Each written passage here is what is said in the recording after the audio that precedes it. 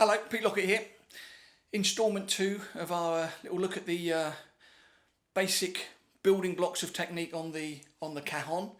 For those of you that didn't see the last issue, this is one of the go-to instruments for me on sessions. It's a great instrument to be able to cross bridges and do lots of different musical styles and lots of different ways to integrate different rhythmic patterns into music outside of the traditional musics of Peru and Spain, where this is predominantly found in a traditional setting. So last time we were looking at the basic three tones: the bass tone, the touch tone, and the slap tone or the sharp tone. We're going to just start to build up a few more variations on that. So last time we just had the sharp tone or the slap tone with the right hand. So we're just going to put in an additional left hand accent or slap tone in the basic groove that we finished off with towards the end of the last issue. So we're going to have 1, 2, 3, 4 and.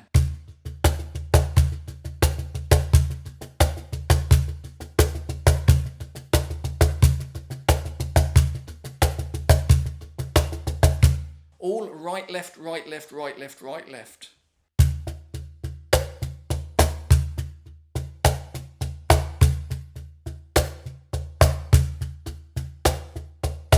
Notice the last slap stroke is coming with the left hand, not the right hand. And we want to make sure that both of those slap strokes are kind of equal in volume and attack.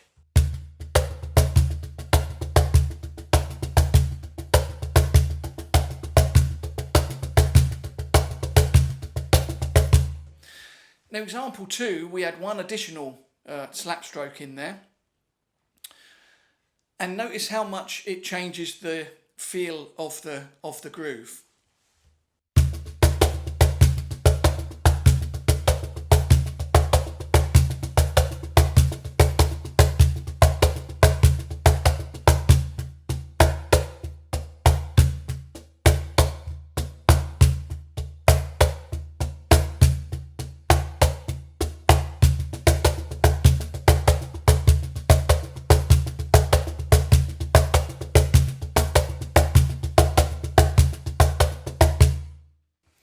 So for example 3, we're going to put the last slap stroke on the 8th of the 16th notes, and we're going to play that instead on the bass tone. So it will sound like this.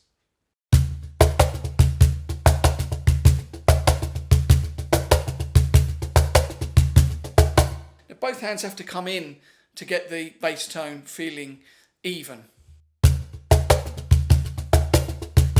2, 3, 4 and.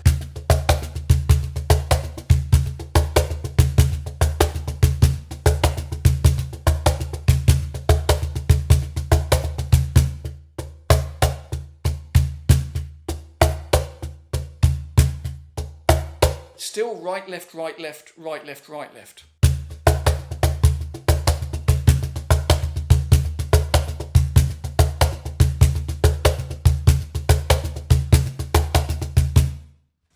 For example 4, we're going to mix it up a little bit. We're going to have a more kind of drum set style kind of approach to the groove. Now, it's very important that to bear in mind that as drum set players, you can access your whole vocabulary. Once you start to get comfortable with these ideas, there are so many rhythmic patterns that you would have learned that you can also adapt for the instrument in the same way. So let's look at example 4.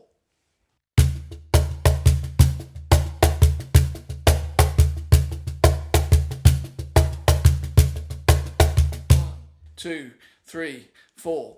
Right, left, right, left, right, left, right, left, right, left, right, left, right, left, right, left.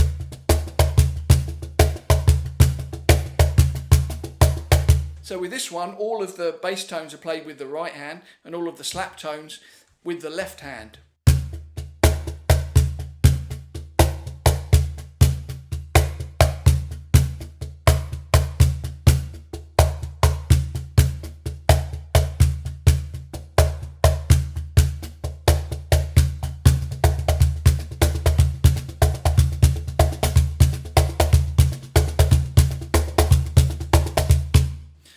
notice all of the rhythms and grooves and approaches that we've had so far have involved single strokes. So we're still at a very basic level and a basic way of applying some different groove contours and different rhythmic approaches. One of the things that we start to find when we look at percussion, very often it's not approached the same way as drum set. If we look at the drum set, for example, and we have the bass drum on 1 and 3 and the snare drum on 2 and 4, then the lower notes are on the down and the higher notes are on the up. Now, a lot of rhythmic work in ethnic music around the world often is the opposite. So you'll have the sharp or the snare drum at the beginning of a bar and the bass tones later on in the bar. So you get a kind of completely different perspective of how to approach a groove. Now this is really valuable, even regardless of whether you're learning cajon as a drum set player or bongos or different percussion. You can start to look at some of these concepts and abstract some of these concepts out and see how you can use that in your drum set playing as well. So even the idea of reversing where the bass tone is in a groove or a rhythm can be a very useful tool in developing different rhythmic approaches within the musical settings that you find yourself.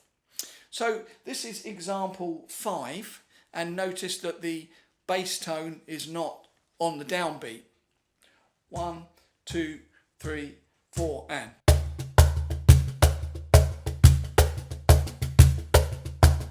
1, 2, 3, 4. Right, left, right, left, right, left, right, left, right, left, right, left, right, left, right, left.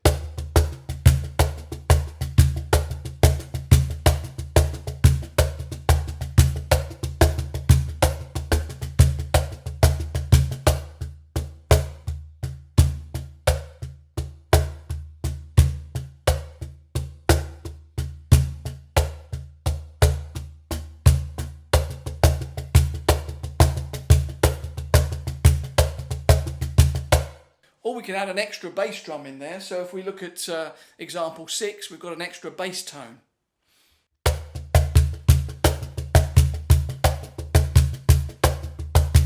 One, 2, 3, 4.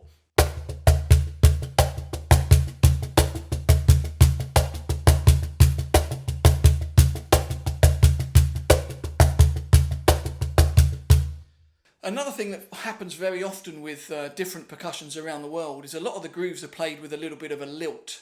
So this isn't always appropriate in a modern day non-ethnic idiom where a lot of music is quantized and written to grids. But the lilt thing is a really great thing to add in. Certainly for me as a percussionist, when I go in, it's often to add kind of a live element and a live feel. And some of that is not just simply about the dynamics and the tones and the way that you're playing the instrument, but it's also about the feel and where you're playing it ahead or behind of the groove. So if I'll play a couple of bars straight 16ths without any lilt, and then I'll do some lilt just so you can kind of hear the difference. And we're just going to use that basic example that we've just had.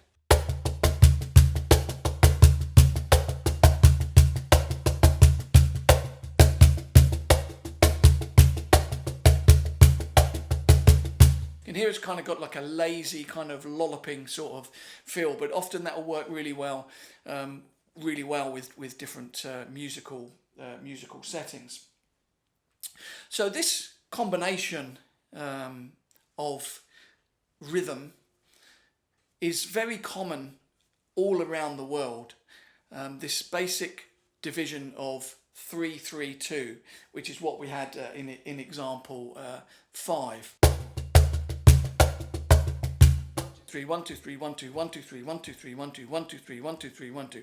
So this kind of contour of groove you can start to apply any different tones to. So if we put the bass tone back on the downbeat, we kind of get like a very common rhythm that we hear a lot in drum set and around the world with different percussion.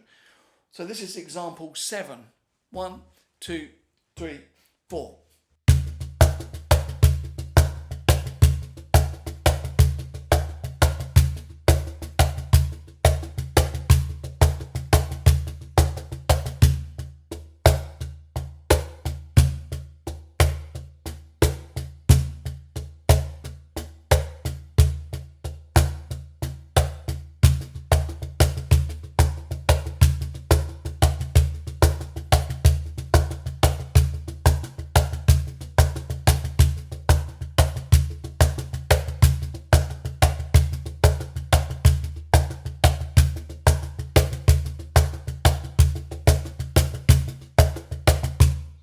could reverse that and we could start with the slap tone on the downbeat and then have the second of the two, you know, hits in the skeletal structure on the bass tone. So this will involve a bass tone with the left hand.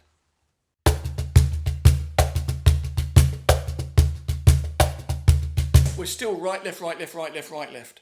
Right, left, right, left, right, left, right, left, right, left, right, left, right, left, right, left.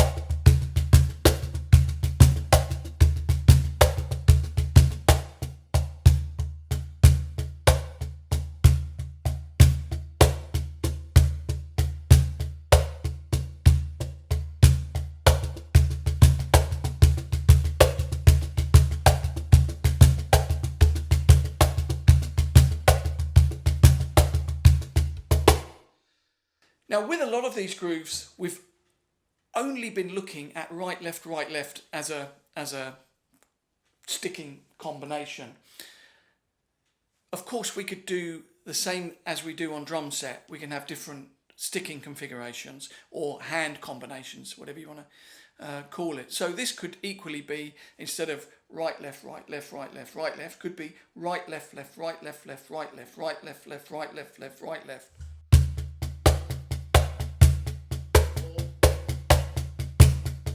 Right, left, left, right, left, left, right, left.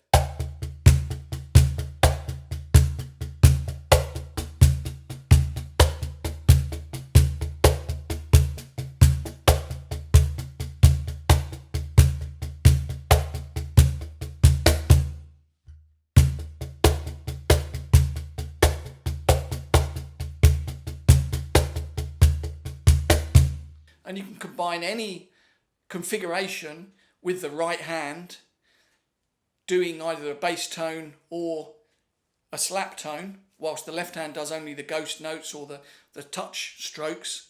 And you can create grooves just by keeping right, left, left, right, left, left, right, left. You can start to make many different patterns.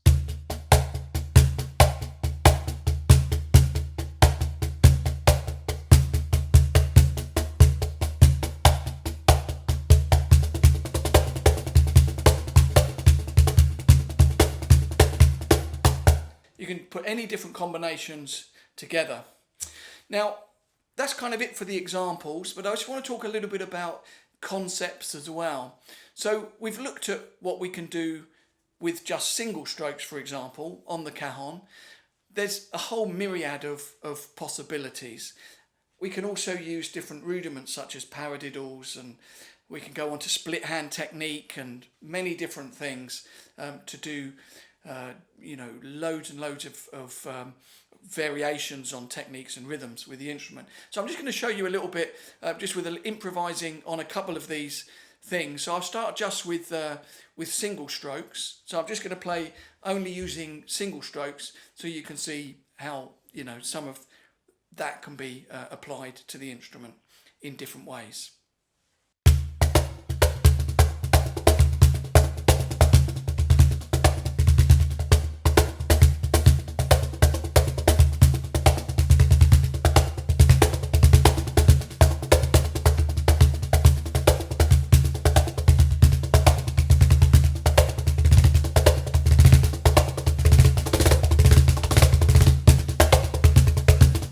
So just with single strokes, you could use the paradiddle, right, left, right, right, left, right, left, left. And again, we've only got bass tone, touch tone, and the slap tone. Right, left, right, right, left, right, left, left.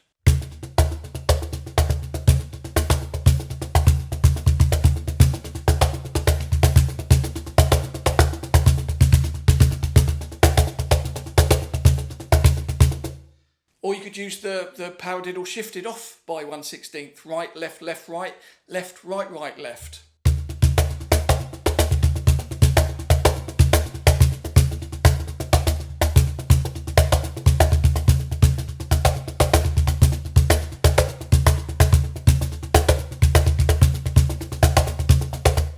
Or you could start to use the split hand technique. The split hand technique comes from India, although we're not going to look at it in depth in this series. Just to introduce you to some of those ideas, it involves splitting the hands into two striking units, 3-fingered striking unit and a 1-fingered striking unit. You can do it with both hands. We're going to start with the left hand.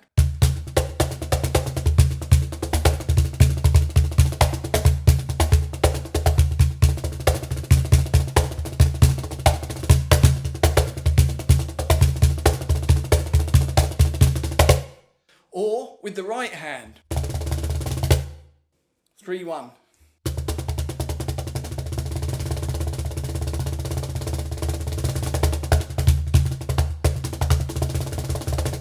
So you can kind of get some rolls and different stuff. Or split hand technique with both hands and paradiddles and single strokes.